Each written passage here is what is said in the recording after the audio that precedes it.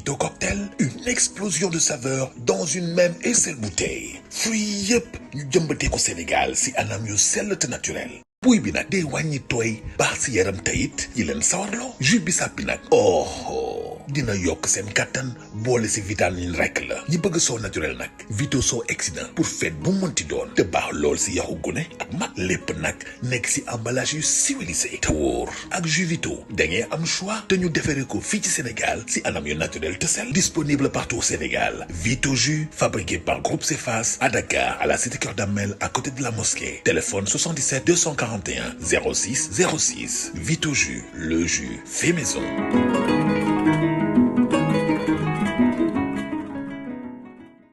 mbokk yi jërë ngeen jëf ci ànd bi ngeen di ànd ak ñun ci seen site internet sénégal5.com ak ci seen télévision 5 TV Sénégal, la télé au quotidien des Sénégalais. te nag la aljuma ñaar fukki fan ak ñeent ci weeru juin bi lee ci atum 2022 ñu ngi leen di ndokkeel bu baax ginnaaw ba 15h jotee ba tegal ñaar fukki simili ak benn. ñu ngi woon foofee ca diwaanu Pikine Guédiawaye tribunal ba nag tey ci subaak léegi yëngu na lool ndax kii du meeru Guédiawaye ba di Ahmed Aïdara moom lañ doon déglu moom Ahmed Aïdara ginnaaw ba mu defee ay simili yu bëree bëri ca bureau bile Ahmed Aïdara nag procès bi dañ ko mujj dàq ba jëmmi jamono. askan bi nga xam ne ñoo nekkoon foofee ca diwaanu Pikine ak Guédiawaye nag ñoom itam daal dinañu wax seen xalaat naka la ñu gisee li nga xam ne moom mooy procès bile. nee nañu projet politique kese moo ko tax a jóg dañoo jóg pour faagaagal ki nga xam ne mooy seen maire di Ahmed Aïdara waaye duñu ko nangu benn yoon dinañu def seen kéemtalaay kàttan ba ki nga xam ne moom mooy seen maire mu delluwaat ci jàmm ngir mën a mottali liggéey bi nga xam ne askan bi ñoo ko dénk. leader yi askan wi itam ñu ngi woon foofee nga xam ne moom mooy ca tribunal Pikine Guédiawaye ñoom itam wax nañu naka la ñu gisee bile procès ña ngay indi seen soutien pour jàppale ki nga xam ne moom mooy Ahmed Aïdara meerub Guédiawaye. kii di Assane Diouf nee na bu leen déglu benn yoon kilifa diine yi tey ci suba la yëkkati yile kàddu nee na li xew ci réew mi ñoom yëg nañ ko gis nañ ko duñ ci wax benn yoon. moom Assane Diouf mooy wax ba tey nee na kilifa yi li xew ci dëkk bi yëpp gis nañ ko le 29 juin incha allahu rabbi dinañu manifester par force. nee na Ousmane Sonko sax envoyé na ko message ci suba. moom Assane Diouf nag kàddu yooyu mu ngi ko yëkkati tey ci suba ca tribunalu Pikine Guédiawaye. ñu ñëw ci mbiru ki nga xam ne moom di Rabi Sarr moom nag nee na dañ ko bëggoon a fexeel dañ ko bëggoon a rey éliminer ko kii di Mor Gueye nag lañ ca gën a tudd. le téléphone de Mor Gueye a parlé. ce dernier fait partie des 11 personnes arrêtées et accusées d'avoir voulu profiter de la manifestation interdite de Yewwi Askan Wi la semaine dernière pour semer le chaos à Dakar. Leur cible des intérêts français comme les magasins Auchan, la centrale électrique du Cap des Biches, le siège de la direction générale des élections, celui du Conseil constitutionnel, la RTS et les maisons de certaines personnalités du pouvoir. Leur nom de code force spéciale et Black Panther, projet d'assassinat de Adji Raby Sarr. D'après les Échos, Mor Gueye avait l'habitude de communiquer par WhatsApp et Telegram, soit pour tenir informé ses correspondants de ses actions, soit pour recevoir deux directives. L'essentiel de ces échanges captés par les enquêteurs de la sûreté urbaine, repris par le journal dans son quotidien de ce vendredi, était effectué par Max. Ces derniers avec Ousseynou Seck alias Akhenaton sont présentés comme les commanditaires des opérations déjouées par les forces de défense et de sécurité. Akhenaton est connu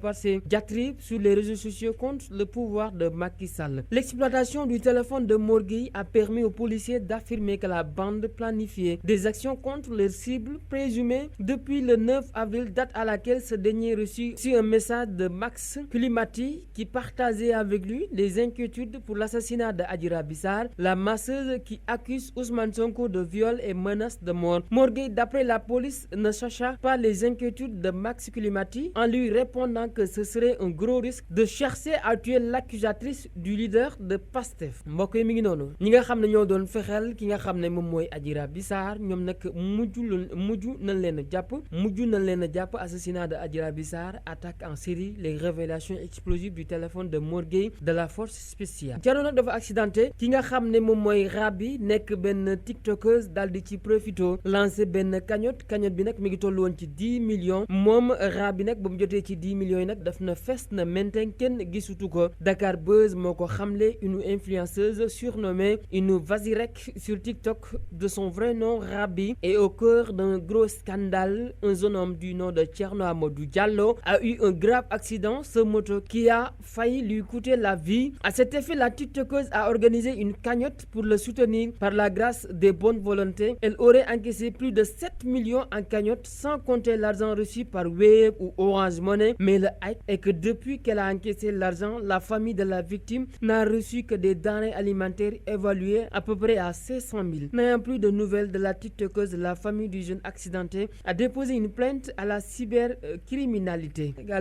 Li Fat Bintou doon wax sànq réew mi dafa warutul li dong tax nag nit ñi bu ñu lancé te cagnotte kenn du ci sawar ndax ki nga xam ne moom mooy Thierno Amadou Diallo dafa def accident ci moto xawoon na sax décédé. Ki nga xam ne mooy TikTokeuse bii di Rabi daal di lancé benn cagnotte ñu daal di ko jàppale ci liñ ko jàppale nag mi ngi toll ci 10 millions ba mu ko jotee nag daf na fes na minteng kenn gisatu ko. Famille Thierno Amadou nag ñoom li ñu jot ci xaalis bi ay denrées alimentaires la ba ñu ko calculer mi ngi toll ci téeméeri junni. Concert casserole DJ Boubs raay Ousmane Sonko raxas leen seen kubéeri ci nii tilim na oos na du samay kàddu DJ Boubs moo ko wax. mbokk yi jërë ngeen jëf ci ànd bi ngeen di ànd ak ñun ci seen site internet sénégal5.com ak ci seen télévision 5 TV Sénégal, la télé au quotidien des Sénégalais. Vito Cocktail, une explosion de saveurs dans une même et seule bouteille. Fruits yëpp ñu jëmbatee ko Sénégal si anam yu sell te naturel.